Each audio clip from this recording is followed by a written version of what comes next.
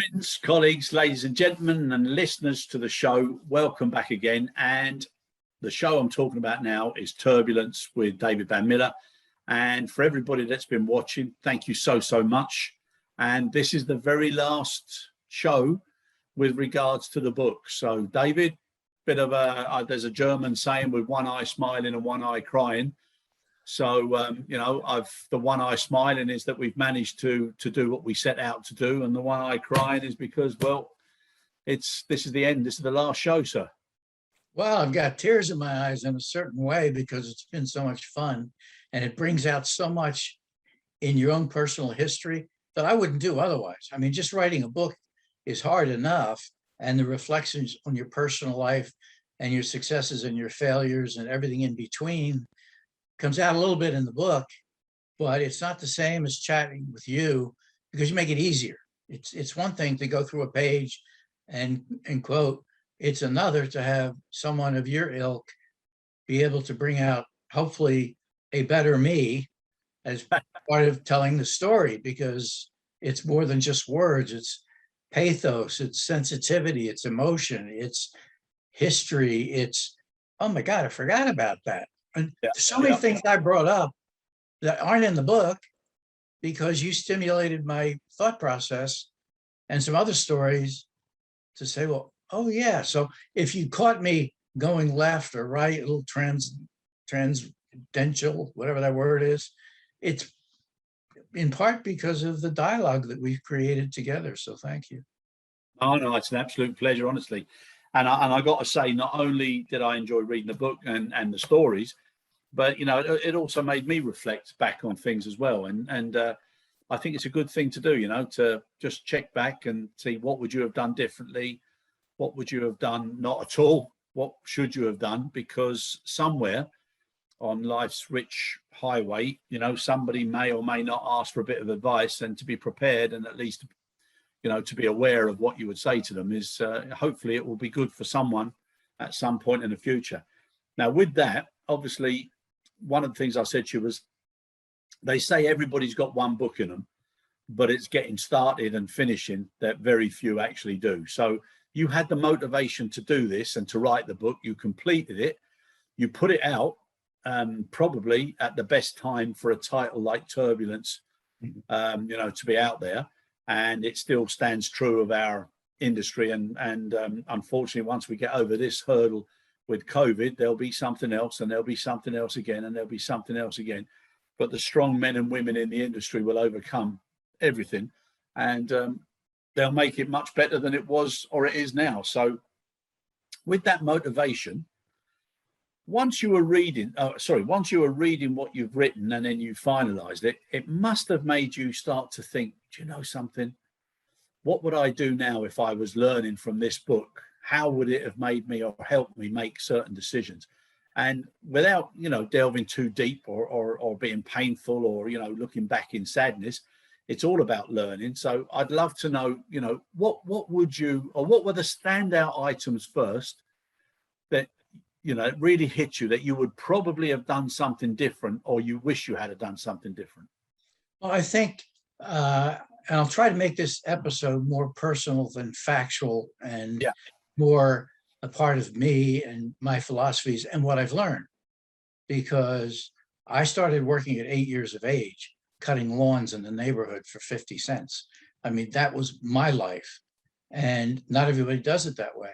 If you had ever asked me, as I looked up at the sky, shoveling the snow and doing the grass at 8 years of age, and seeing the trails, which you could see them more then.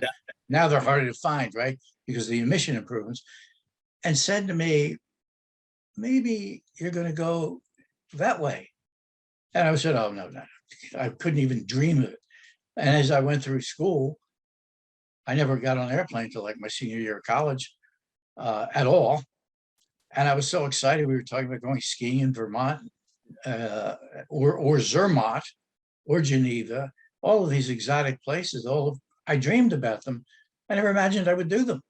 And then all of a sudden, the placement office said, we have interviews for people. And I was at the top of the class. And so I kind of got more interviews than others. And TWA by accident came up. And I said, my God, this is my exit. This is my way to move on from Norristown, nice little town, and go see the world. And to see the world, and this is a lesson, is if that's what you want to do, then make a course to do it.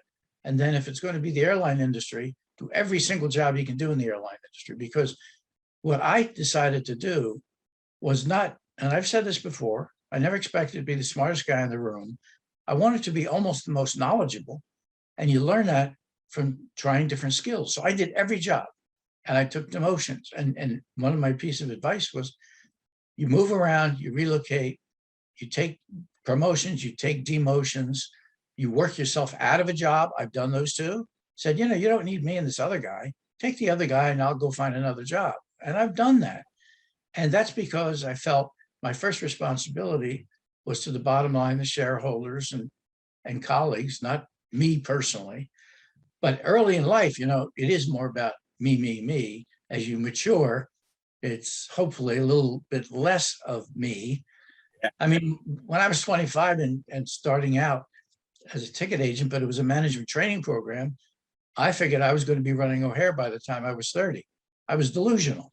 I mean, you don't have enough experience. So O'Hare had thousands of employees. It was one of the biggest hubs. But I thought that, and so that's something you got to reorganize your priorities, read a lot, get wisdom from others. I didn't have a father figure because my dad died when I was young, like 23, and he was successful. I couldn't go to him. So I mentored with a few others along the way, and we can get to that down the road. But in terms of honestly looking in the mirror and saying, what's the big stuff if you woke up one day, or if you were in that hospital bed in Honolulu and you're in a dark room for 5 days visiting your life, and what you would do differently. The one thing I for sure would do is I would be in the airline industry. I can't imagine another industry. So check that one off on the positive column. Yeah. Another positive is do everything you can do to be the most knowledgeable guy in the room and be honest and fair and straightforward. And you generally can move up, and you'll make some mistakes. Some of my mistakes when, American wanted me to relocate to London, and he pushed me. And my wife didn't, and son didn't want to leave because it'd been like 8 houses and 10 cities. And so the positive is you relocate because you have to if you want to succeed. The negative is if you don't relocate, the argument is you won't succeed in that company. So that cost me a further acceleration of my career at American because of that choice, good, bad, or indifferent. I could have been hit by a trolley in London, who knows? So you can't dwell on it, which is another point I would make. Look, you're going to make mistakes. When we had Air Cala, we sold it to American. Now I was like 40, 38, 40. And when you look back, you're really young when you're 40. In comparison to what I know now, it's like, how did I do some of those jobs? I mean, how did I become president of Air Cal? How did I take it public? I mean, then it just seemed like you just sort of did it.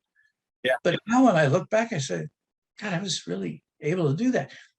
The mistake there, and this is a lesson in broadening, not your skill set necessarily, but broadening your horizons, getting outside the box, and get guidance from other people so you can think better. I was with YPO, Young Presidents Organization, and they have a little club in Newport Beach, and you brainstorm ideas. That's one of the ways you get mentors with no repercussions, because nobody talks outside the room, whether it's divorces, your partner stealing, whatever the case might be.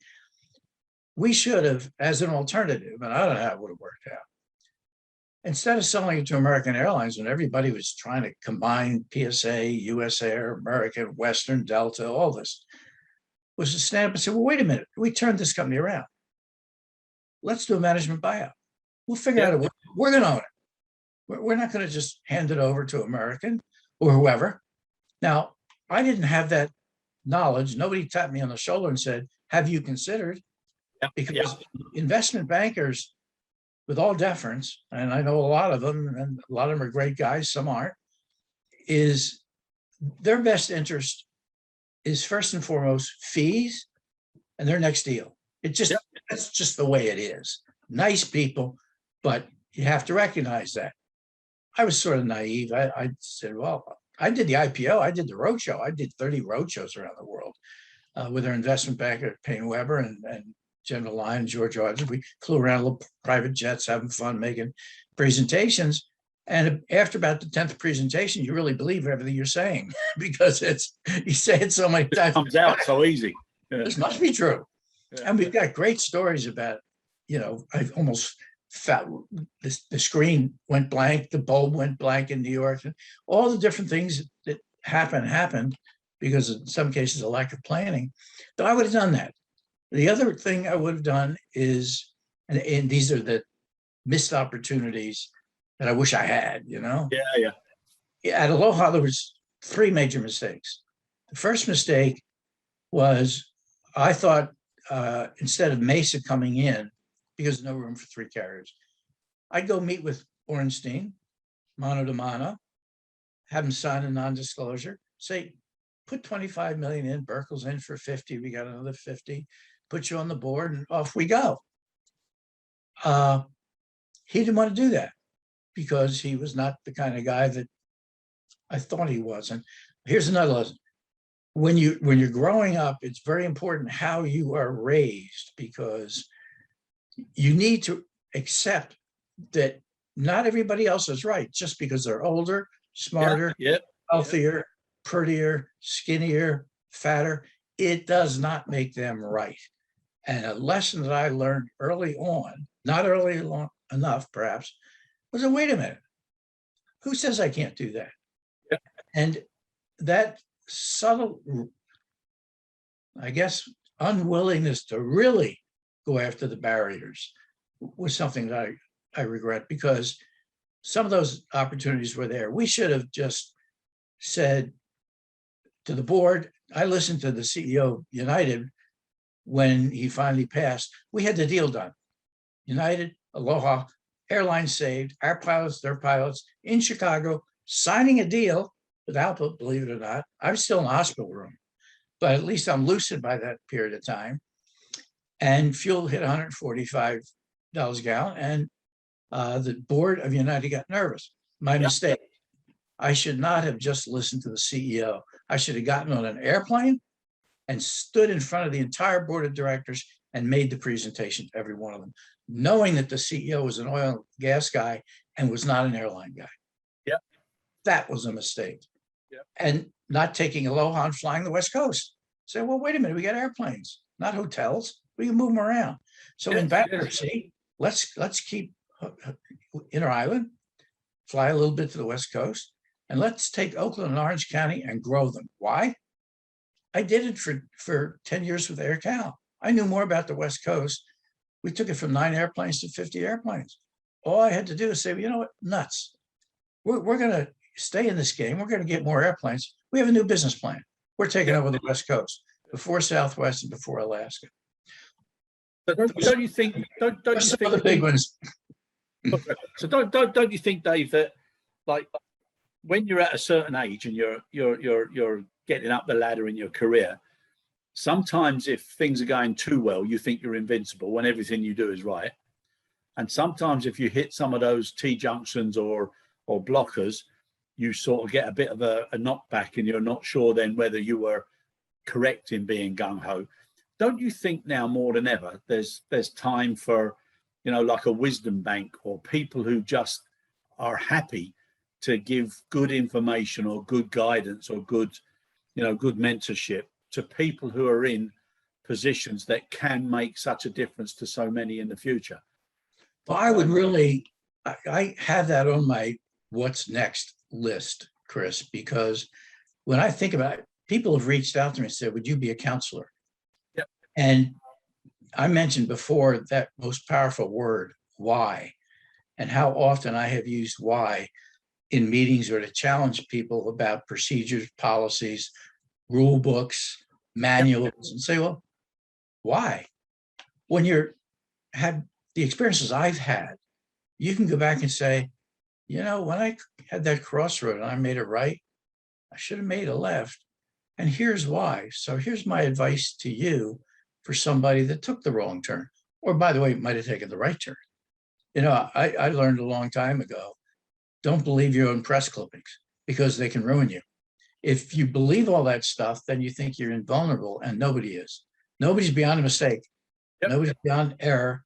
On my personal side, because of the exposure that I obviously had in the aviation industry, which is incredible, as you can imagine, especially in the 60s, 70s, and 80s, that the temptations on the personal side to let's just say, be exposed to opportunities that most people don't get exposed to can sort of change you in a way.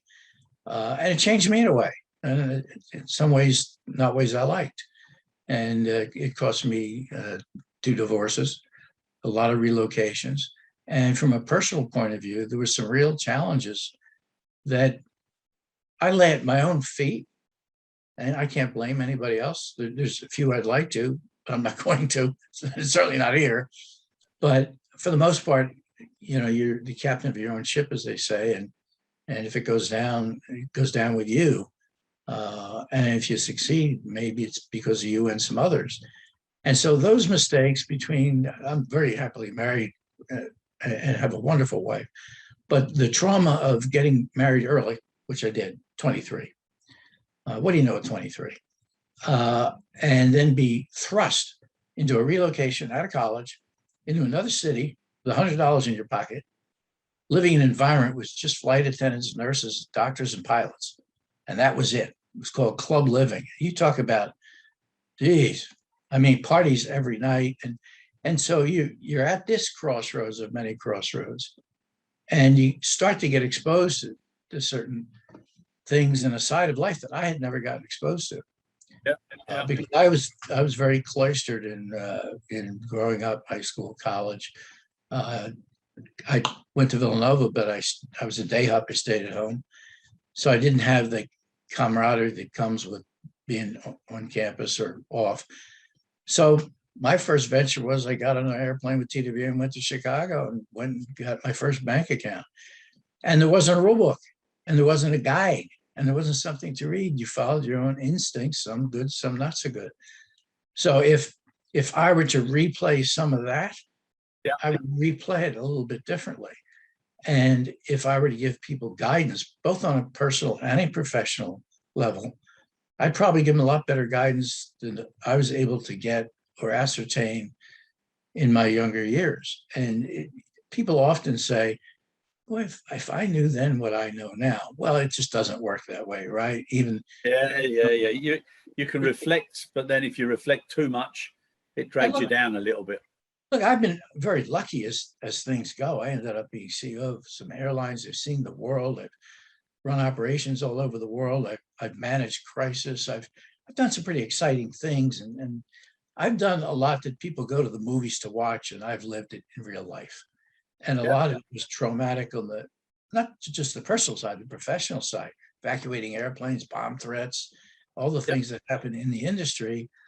But what it does in trying to personalize it a bit more is it changes you a bit. I guess, we're the product of our own tapes, and our own tapes are a combination of life's experiences, what we experienced when we were young, how we were raised, what we were taught when we were raised, a lot of those things that aren't going in the right direction in society today.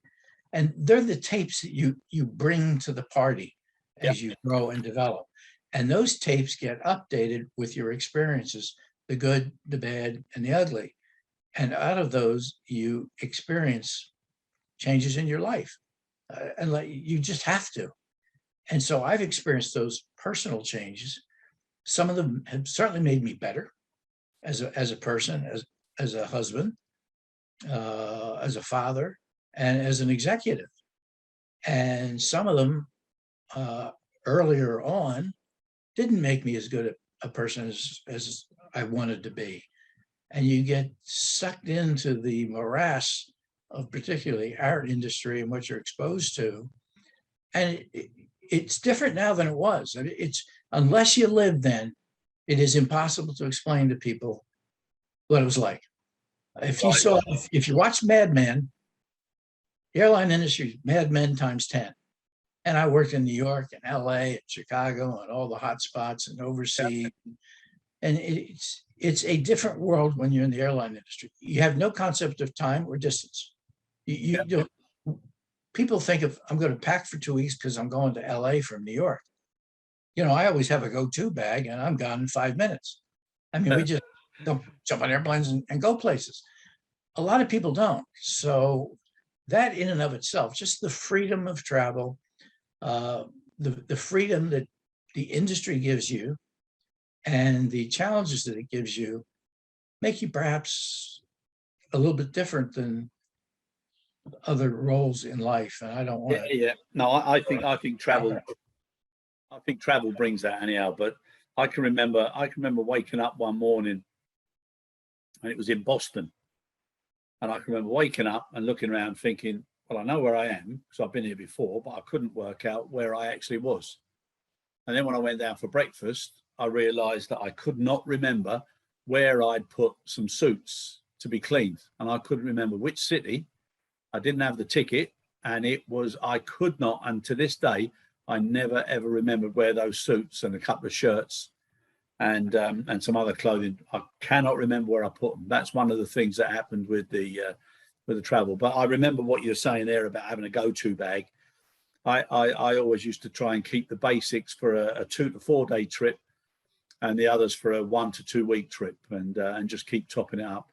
But it's a wonderful thing to be able to travel around so much. But like you said, travel and temptation in the early years, and especially back in those times, was incredible. And you've mentioned that London decision so many times. So going back, I'm assuming, irrespective of what the outcome would have been, if you had the chance, you would have taken that. Yes. Yep. But here's the other side of that story. At the time when I was with TWA, being vice president of Europe, you were God. And I was just a management trainee kind of guy in my 20s when I first got exposed. And we had an office on the Champs-Élysées in Paris. I think it was #1 Champs-Élysées, TWA. Yep. And I said, my God, this is dying and going to heaven. And then years later, all of a sudden, we're combining, and I ended up as vice president of the international division for American, which I never thought would happen.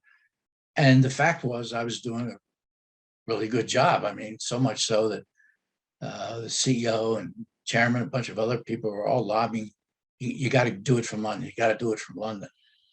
And at the time, the family had just moved for the umpteenth time, high school.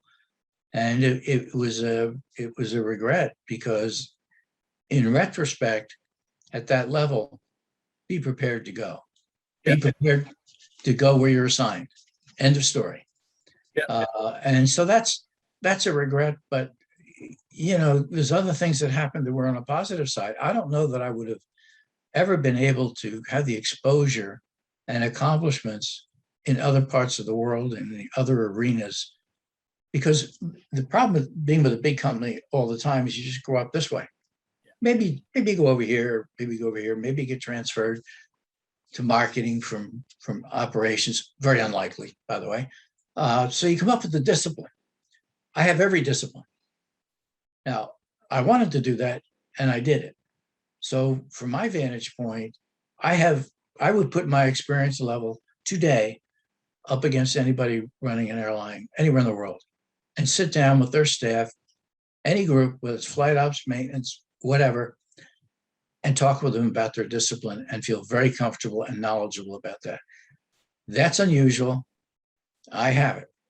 And it took a long time to learn it, and a lot of ups and downs in the meantime, and a couple of months, you know, knocking on doors. And I would luck out. I mean, I'm on the beach in Jamaica when I get a call to go to Hawaii. I mean, it was snowing in Minneapolis when I got the call to come on down and talk about Air Jamaica after I had just taken Sun Country through bankruptcy.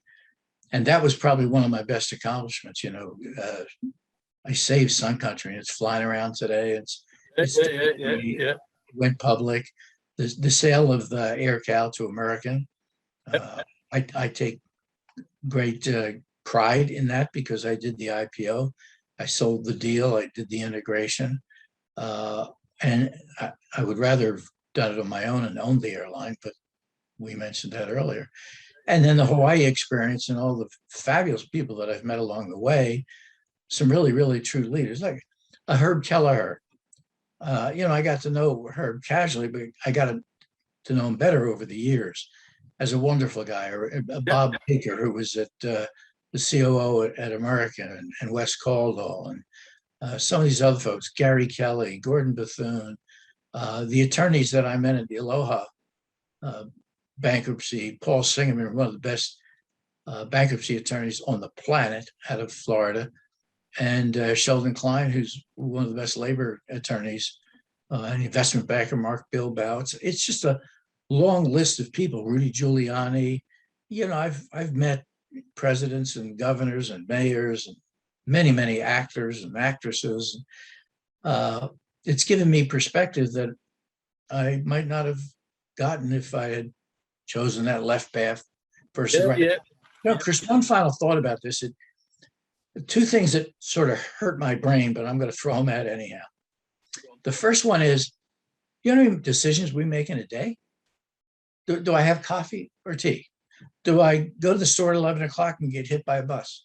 Do I take that flight today or tomorrow to New York? Do I meet somebody on an airplane that I ended up marrying? I mean, there's all of this happens in a day, all the decisions you make. And the other one is, and I don't want to get too far off the point, but flying a lot and looking up at the sky and seeing all those stars up there, you can't help but ask yourself, where does it end? Where does it, because we're used to boxes and doors and windows, ceilings, but infinity is infinity. And it never stops. It's like 10,000 light years away to maybe your next star. So when you think about the future in the aviation industry, if I can kind of draw a corollary, we're going to be there someday. Now, I'm not going to be alive, unfortunately. I wish I was. But you look up at those stars and that infinity, and it's still going to be infinity, but it's going to get closer. Yeah, no, I just, sometimes you chat with people at dinner or in a bar or whatever, and they start talking about, what's going to happen. And, your mind, if you let your mind just go with it, it can go into some incredible places. And I must admit, people say, I would love to be around in 100 years' time to see what was happening. But equally, I'd love to go back 100 years to experience how all of what happened, because, this last 100 years has been incredible.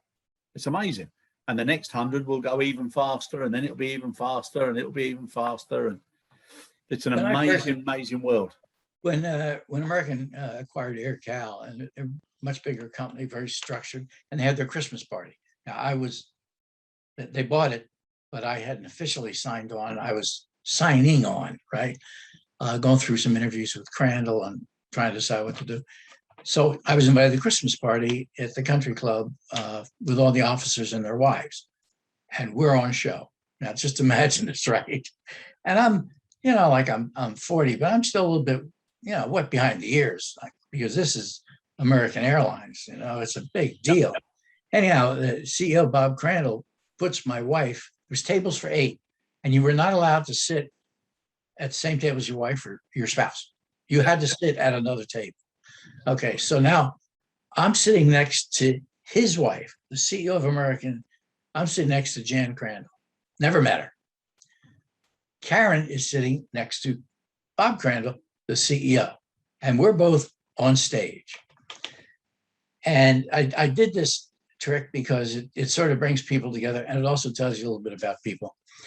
If you got nothing to say and you're in an awkward moment, you say, I'm going to ask each one of you, who would you like to have one person at dinner tomorrow night out of anybody in the last 2,000 years, except like your mom and dad or. Yeah. But other than that, who would you choose? You can spend an hour on that conversation, by the way. Well, and then, of course, you can go best movie. Exactly. Best actor. At the end of the day, if you really pay attention, it tells you something about each person that answers. Yep. Like if one person wants love to have dinner with Hitler, as an example, or Yeah. Christ, or John Kennedy, Yeah. or Roosevelt, or, it tells you something about the people. And when I was in that situation, I just decided to make that happen, and it Let worked. me ask. Right, let me ask you something then, because I've done the same thing. I've said to people, like, if you could have 5 people and yourself at a dinner party, who would the 5 be and why? So who would yours be? Well, if somebody answered it like I'd like all 5 to be me, then you've got a problem. No. 5 people and you. So I then know. there's 6. No, I'm just 6 at the kidding. table. I thought like the ego part would say, well, I just want me, 5 me's at the table. Well, that's a very lonely person, mate. I tell you. But seriously, who would your 5 be?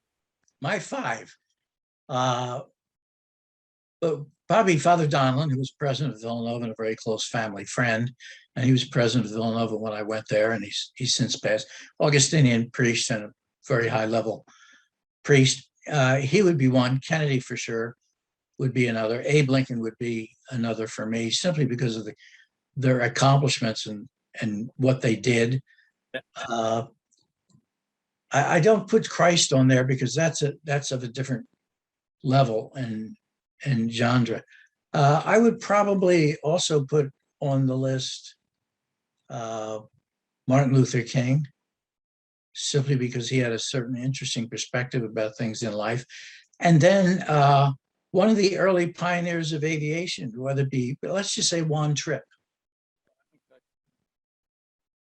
Right, that would be quite a high level group. Yeah, well, see, there's a lot of history in me and a lot of politics in me, and a lot of things that are interesting. And I think they were game changers. Yeah. And they could have been even more. I mean, what was it when Jack Kennedy was facing down Khrushchev? You talk about decision making, with the Bay of Pigs and Cuba. Yeah. 13 days in October. That's serious stuff. But it is interesting, isn't it? Who you'd have at dinner and why. And there's a few I'd have. I mean, it all depends where your mind is at the time. But there's a few people I'd have without a shadow of a doubt. Anytime, Muhammad Ali, JFK, definitely Bobby Moore, and then if women, I'd probably go. I'd love to have met Marilyn Monroe. Obviously, I would have been a bit. I've been second fiddle if JFK was at the dinner table, but and then Maggie Thatcher. So I just think. Ones. Huh? They're good ones. Yeah, I like all of those. Right, now, listen, what I want to do now is I already covered it once and I went back to you because I really loved it. Your book and Appendix A. And you wrote, in this world, one cannot succeed without allies, friends, and foes alike. And I was lucky to have many who were willing to impart the value of their own experiences and thus help shape mine. These are some of the thoughts and advice or wisdom I tried to share with my kids over the years.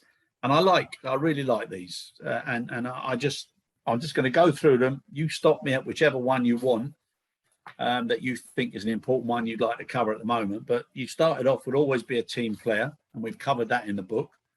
Giving to others, you've said that, and you've exercised that on many, many times. Managing adversity, you've done that. Plan for your children's education, which is a great one. But 3 that are on the first page of Appendix A, which really, come to me, is put your family first, which you did instead of going to London. Yeah. Although on reflection, you wish you had done it. Well, maybe it would have been better for everybody. I don't know, but I can't dwell on it too long. No, exactly.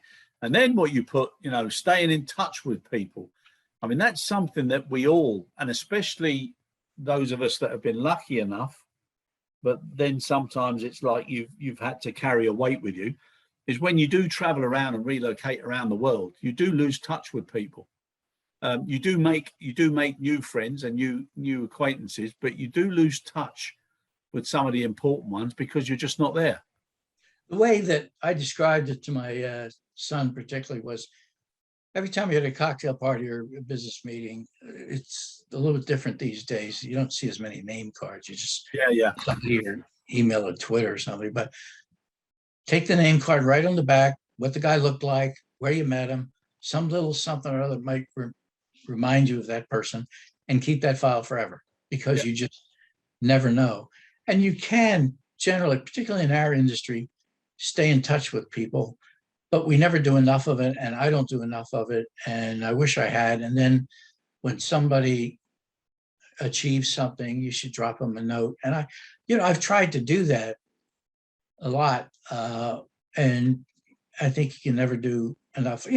I'd send little gifts and things sometimes to people, and I learned that from Herb Kelleher and some others. And by the way, it's never the big stuff. I agree with you. Memento. It's the little. It's the thought. It's the memento. It's not a Mercedes. No, I agree with you. I agree. And the other one, which is a lovely one, is invest part of your treasure in memories. The more memories you can make, and the warmth that they give you, and also when you look back at pictures or somebody brings up or tells a story, those are real treasures of life. I said this many, many times, Chris. Memories cannot be taken away from you. Physical things, cars, houses, money, all that can depreciate in value, possibly, not necessarily, but it can. Things can depreciate in value. Memories appreciate in value, and they can never be stolen, and they can never be lost.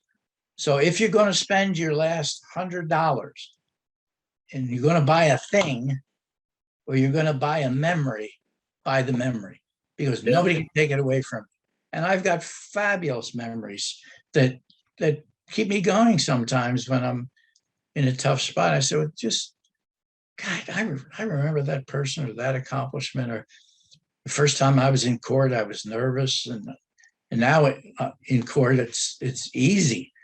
But the first time wasn't easy, but you remember that, and then you learn from it. And I've had some great experiences just in court. I've been in court 3 different times in bankruptcies, and you got to be on your toes. And then you go out and you talk to the media, and they ask you all kinds of tough questions, or maybe you're getting picketed by the pilots. I mean, I've had all this stuff happen. But if you look more on the positive side, then you remember the positive memories, not the negatives, and they're treasures, and you own them. Nobody can take them away from you. And be nice to everyone on the way up. Because you're going to see a few up and down in the meantime. I learned this. I was at TWN. I was at management trainee, and they put me in the air freight on the midnight shift. And there was a guy he was like a supervisor in air freight. And I said, well, where'd you come from? He said, I used to be the general manager at O'Hare, but I got demoted and demoted and demoted. Now here's where I'm at. I felt really sorry for the guy, but I learned a lesson, and I never forgot the lesson. I have occasionally violated it, but up or out. In other words, if somebody didn't make it, then you have to have them move on, because if you put them back in the environment again, the potential for them to have a poisonous relationship is there. So be good to them, pay them off, try to find them a new job. Don't bring them back into the same situation. It doesn't work for anybody. No, I agree. And then there's one here, which is obviously for a man who's got a hat trick. Try not to get divorced. Because it's, it happens. Half of our country and probably half of the world. It happens for all kinds of reasons. 5 years, 10 years, 20, 25. I got married when I was like 23, and just starting a career, and relocated literally. She was in Norristown and I was in Chicago before we even got engaged. And then so you go through that whole process. And then in the middle of all that, I went into the Air Force Reserves for 6 months.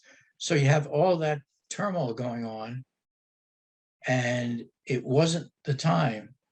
And people are getting married older, and the repercussions of getting a divorce, are tough financially, emotionally. You carry a lot of baggage for a long time.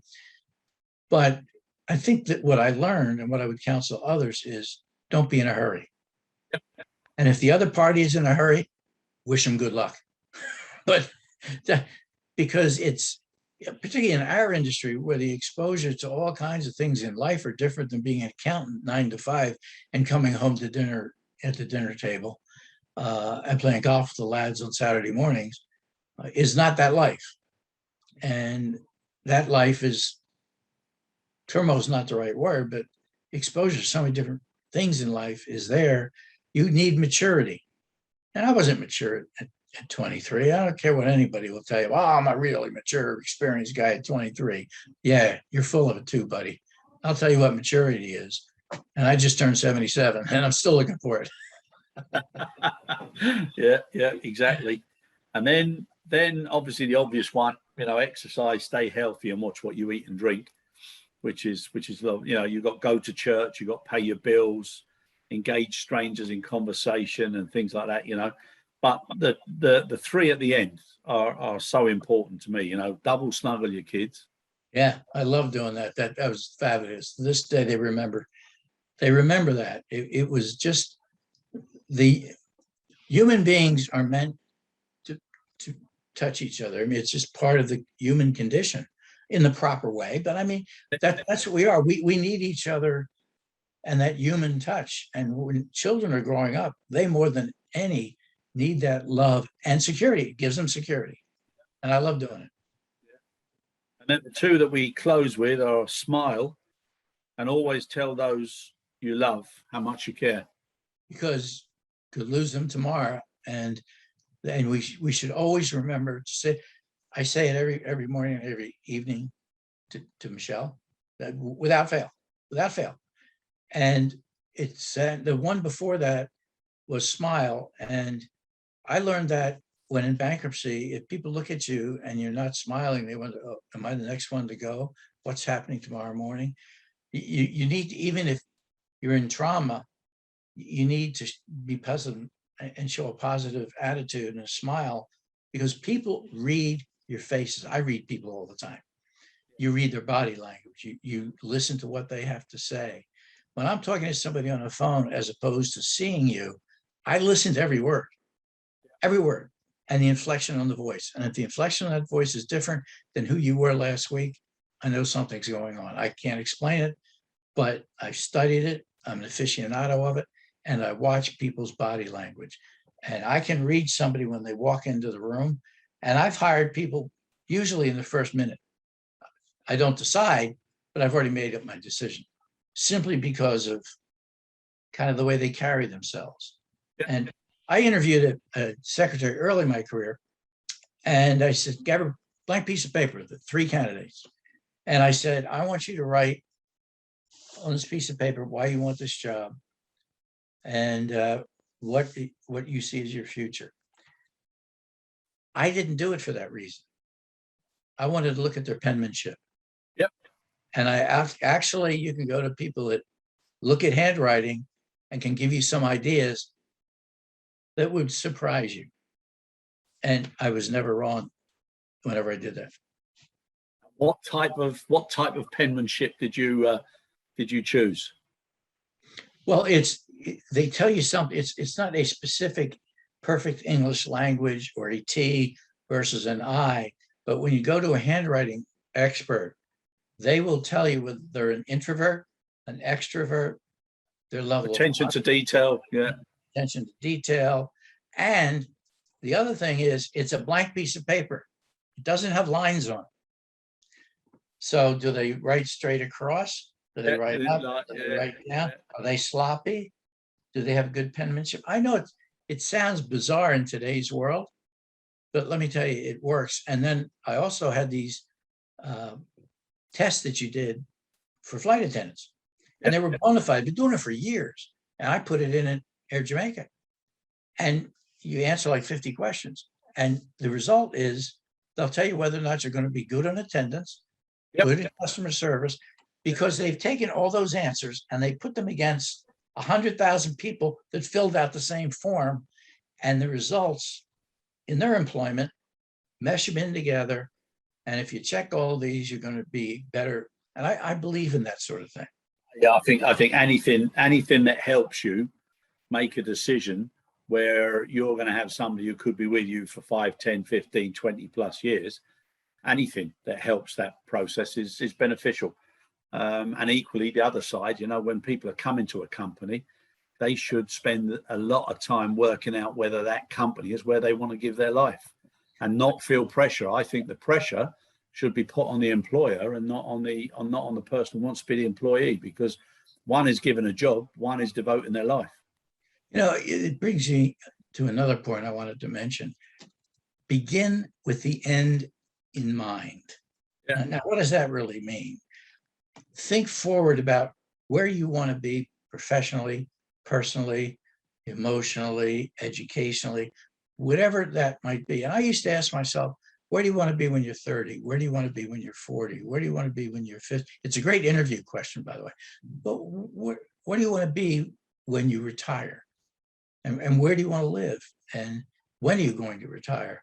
So when you ask questions like, begin with the end in mind, even in decision making, be getting ready to make a decision. What is the objective of the decision? Yeah. It's not necessarily that specific decision. Say to yourself, begin with the end in mind. What do I want as a result? Not here, not right now, not with what I'm signing or what I'm negotiating. Yeah. Begin with the end in mind. You'd be amazed at the thought process that goes into that. I can imagine. And when you started, when you were laying in that bed, were you thinking, begin with the end in mind? And now here we are, many hours later, just closing in on, seriously, David, what was a lovely book. And some of the things you said there about keeping in touch, please God, I hope we will. And I will probably go back to the book many times and listen to some of the sessions many times and reflect on a man full of wisdom and a man who's thoroughly enjoyed his life and his career in aviation. Well, thanks for having me. It's really been a joy for me, I have to tell you honestly, and you've been terrific. This is something that I have looked forward to every 2 weeks or so, and I'm sure we'll be doing some other spots as time goes on, because it's that sort of industry. And thanks to you and your team and the listeners particularly for putting up with my jokes and my stories. It's an absolute pleasure. And who knows, Dave, like I said, I think maybe you should write another one, Well, Michael Leary here at Ryanair seems to think I should post. I don't know. It's a tough slog. I think you should do something about, something on, a man with one foot in the past and where he'd like to place his footprint for the future, and just give people some help and some knowledge of how you'd address, this bring back better, or, make it matter as we move forward out of this goddamn situation with COVID. Yeah. And I think, I've explored a little bit making this book into a movie, because there's nothing out there in the arena of aviation that tells the real story behind aviation, and not just the emotions and the things you read in a newspaper, but behind the scenes with the people, what it's like behind that curtain and how complex it is. And if I were to, before writing a second book, I would pursue an effort to put something on the screen that shows the real nature of the industry in an entertaining sort of way. It'd be more drama than it would be just experiences, but a storyline that may happen soon. Like a box set. So instead of Mad Men, something like, those magnificent men in their flying machines, the ones that really made the difference, And I think that would be a very popular, because lots of the things, travel and temptation, money and men, all the diversity issues that have come up, how it was before, so many things that doesn't make the past right, but the past is what's given us some sort of a map for the future. And, sometimes people should be a little bit more thoughtful about, did we learn from the past instead of damning it? I agree with you. Wisely said. So Dave, God bless you, mate. I look forward, and I still look forward to that drink in Gibney someday. And I wish you well. Another book, but whatever you do, you'll always be welcome with myself and Salem. Thanks, guys. Take care. Thank you so much.